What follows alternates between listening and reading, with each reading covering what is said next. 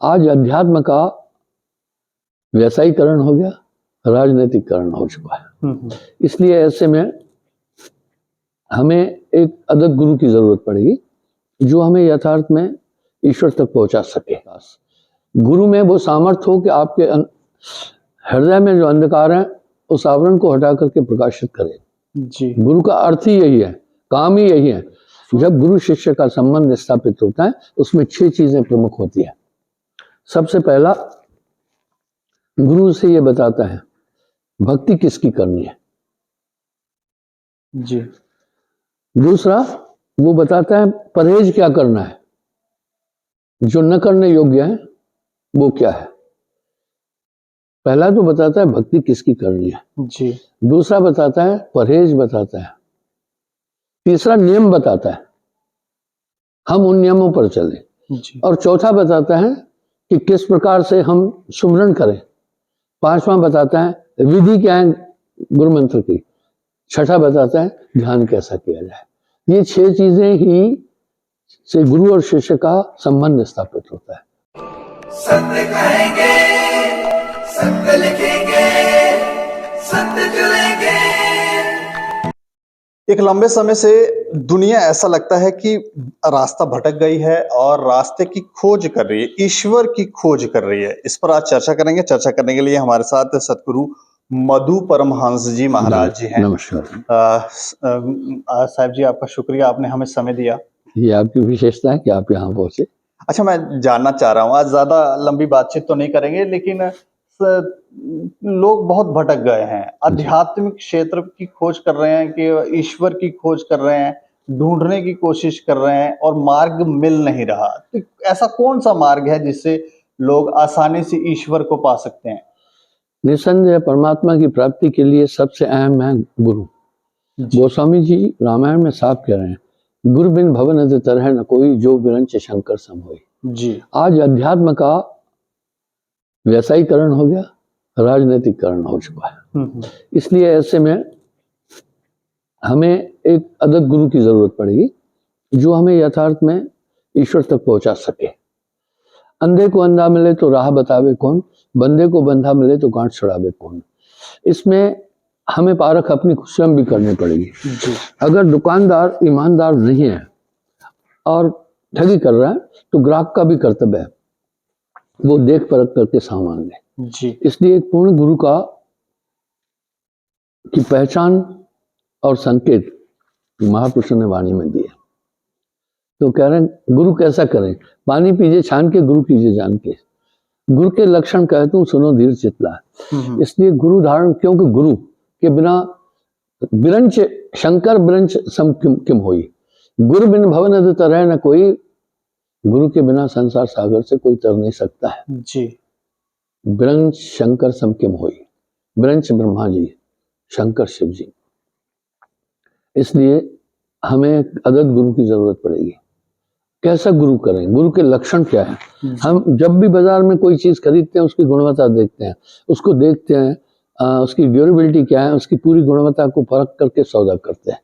इसलिए ये शादी ब्याह में भी हम खानदान देखते हैं, सभी चीजें देखते हैं, उसके बाद विवाह का प्रोसेस आगे बढ़ता है। इस तरह जो बिन देखे जो कोई गुरु करे सो नहीं भव सागर से तरई, वो इस संसार सागर से तर नहीं सकता। बहुत सारे गुरु ऐसे मिल जाते हैं, लोग भ्रमित भी हैं, लोगों को ये जानकारी नहीं मिलती है कि कहाँ गुरु करना है। कोई कह रहा है, जैसे साई बंदगी की बात आती है तो लोग कहते हैं वो तो कह रहे हैं देवी देवताओं को न मानने, ये बात तो लोग कहीं हजम नहीं करते हैं। फिर वो बोलते हैं राधा स्वामी, तो उधर देखते हैं, कुछ को तीसरी जगह देखते हैं, कई बार मंदिर में जा रहे हैं वहां देख रहे हैं ये वाले गुरु करे। तो ये भ्रम बहुत है, कैसे पहचान हो? पहले मैं आपके पहले प्रश्न का उत्तर दूंगा, फिर आ जाऊंगा इस पॉइंट पर। मैंने उत्तर पूरा नहीं किया था अभी। जहां तक सवाल है कि हमें परमात्म तत्व की प्राप्ति के लिए एक अदद गुरु की जरूरत है। पहले गुरु बिन भवन तरह न कोई, जो बिरंच शंकर सम होई। कैसा गुरु करें, गुरु कैसा किया जाए, क्या इसकी कोई पहचान है? जी। साथ में यूं भी कह रहे हैं, बिन जाने जो कोई गुरु करे सो नहीं भव सागर से तरे। इसलिए गुरु के लक्षण है शास्त्रानुसार। प्रथम कह रहे हैं गुरु गु कहिए अंधकार को, गुरु से भया प्रकाश, अंधकार को मेट कर हृदय करे प्रकाश, गुरु नाम है तास।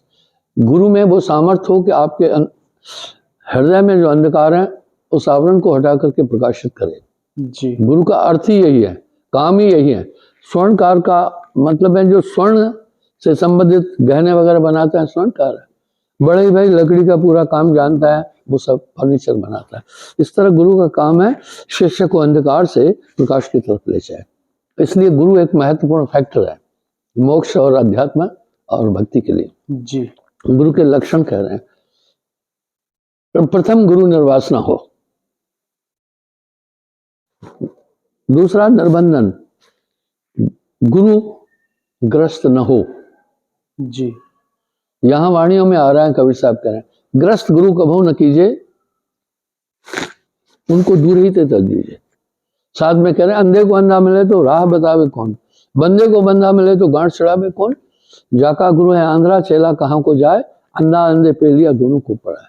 इसलिए पहले गुरु हो निर्वासना, विषय विकार न करें। दूसरा निर्बंधन, तमाम देख रहे हैं कि अध्यात्म में लोग धन एकत्रित करके अपने जीवन और परिवार का पोषण करते हैं, जी वो निर्वासित हो, यानी उसमें निर्वासना न हो। तीसरा गुरु सारग्राही हो। अगर हम अतीत को उठाकर देखें, बड़े बड़े महापुरुष हुए, रविदास महाराज हुए, कबीर साहब और अपना तुकाराम संत आदि जितने भी हुए, उन्होंने नानक देव जी हुए, उन्होंने देखिए भिक्षा नहीं की और वो सारग्राही थे। तुकाराम जी लकड़ी काट करके, जबकि उनके पास शिवाजी जैसी शख्सियतें थी, अपनी जीविका निर्वाह करते। इसलिए गुरु हो सारग्राही, अपनी कमाई से भोजन खाए, अपनी कमाई से हक की कमाई खाए, और पेट के कारण करे गुरुआई, पीढ़ी से नरक में जाए। तो गुरु हो निर्वासना करे, सारग्राही। चौथा अजाचक, मांगे नहीं किसी से, मांगन मरण समान है, मत मांगो कोई भीख, मांगन ते मरना भला, ये सदगुरु की सीख।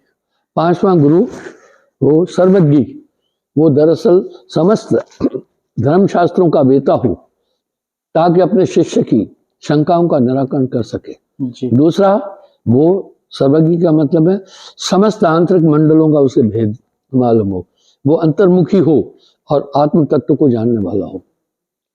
और छठा ईश्वर निष्ठ, जो परमात्म तत्व को प्राप्त कर चुका हो। जी भाई पढ़ने जाते हैं तो भी हम एक बेहतरीन टीचर देखते हैं, और जब मेडिसिन के लिए जाते हैं, दवा के लिए जाते हैं, अच्छा डॉक्टर देखते हैं।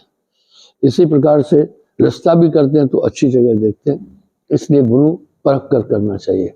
जाका गुरु है आंध्रा चेला कहाँ को जाए, अंधा अंधे पे लिया दोनों को पड़ा है। और शिष्य में क्या खासियत होनी चाहिए, ये Very भी एक good. बड़ा सवाल है, क्योंकि गुरु तो पहचान हो गई कि गुरु इस वाह। तरह के होना चाहिए, लेकिन शिष्य। शिष्य के विषय में कबीर साहब ने एक शब्द कहा, कहता हूं हिला फरमान, गुरु का गुरु चेले का चेला। कह रहे हैं मैं दोनों की बात बोलता हूं, सिर्फ गुरु का कर्तव्य नहीं बता रहा हूं। गुरु कैसा हो, शिष्य कैसा हो, वो भी कह रहे हैं। प्रथम गुरुमुख, गुरुमुख का मतलब है कि गुरु के शब्द का ताजीवन अनुकरण करने वाला हो। दूसरा समर्पित, अपने आप को समर्पित कर दे। भाई डॉक्टर भी जब किसी का ऑपरेशन कराता है, एक बाउंड भराता है कि भाई कोई बात हुई तो तुम जिम्मेदार हो, अर्थात वो जीवन समर्पित करा देता है कि तन मन धन समर्पित कर दो, उसमें समर्पण हो और सेवा हो। जब तक प्राण रहे शब्दों का अनुकरण करता रहे, वो उस तत्व को प्राप्त कर लेगा। गुरु शिष्य और ईश्वर मिलकीना भक्ति विवेक, तीनों तीरधारा बनी आगे गंगा एक। तो कई शिष्य जो हैं वो आजकल लोभ स्वार्थ में भी हैं, खान पान भी उनका जो है कुछ मांस मदिरा ले रहे हैं, ये सब कर सकते हैं ना।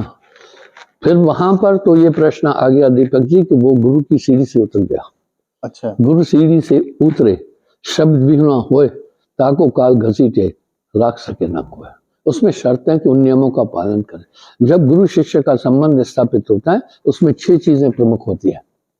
सबसे पहला, गुरु से ये बताता है भक्ति किसकी करनी है। जी दूसरा, वो बताता है परहेज क्या करना है, जो न करने योग्य है वो क्या है। पहला तो बताता है भक्ति किसकी करनी है, जी, दूसरा बताता है परहेज बताता है, तीसरा नियम बताता है हम उन नियमों पर चलें, जी, और चौथा बताता है कि किस प्रकार से हम सुमरन करें, पांचवा बताता है विधि क्या है गुरु मंत्र की, छठा बताता है ध्यान कैसा किया जाए। ये 6 चीजें ही से गुरु और शिष्य का संबंध स्थापित होता है, वो ताउम्र इनको अमल करता रहे। फिर ईश्वर को पाया जा सकता है। निसंदेह इतिहास भी इसका साक्षी है। गुरु नानक देव जी कह रहे हैं गुरुमुख लाहा ले गए, मनमुख चले बोल गवाए जी। जो गुरुमुख हैं, गगन साहब भी कह रहे हैं गगन मंडल में उर्धमुख कुइया, गुरुमुख साधु भर भर पिया, निगरा प्यास मरे बिन किया, जाके ही अंधियारा है। इसलिए गुरुमुखों के लिए तो आंतरिक जगत है ही। अंत में एक सवाल पूछना चाहूंगा, पिछले कुछ समय से भारत में कुछ चमत्कार जैसा हो रहा है, इसका कोई विशेष कारण है? ये चमत्कार बड़े लंबे टाइम से हो रहा है। आजकल वातावरण ये है कि पैसे के बल से, एडवर्टाइजमेंट के बल से एक डाकू को भी आप खड़ा कहें कि ये परम सिद्ध है तो वो हो जाता है। इसलिए लेकिन a man can fool to people such time but not always. उनकी पोल फिर उनकी सब चीजें सामने आ जाती। चलिए, शुक्रिया हमसे बातचीत करने के लिए। धन्यवाद।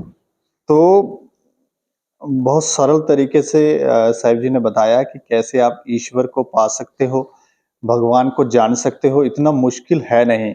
लेकिन काफ़ी भ्रम है इस समाज में, तो उस भ्रम से कैसे निकलना है वो भी साहिब जी ने बताया कि किस तरह से आप इस भ्रम से निकल सकते हैं और सच्चे गुरु को पा सकते हैं, उस पथ पर चल के आप ईश्वर को पा सकते हैं। इस पर आप अपनी राय भी रखें और देखते रहें दैनिक समाचार। मुझे और मेरे सहयोगी राजीव गुप्ता को दें इजाज़त। नमस्कार।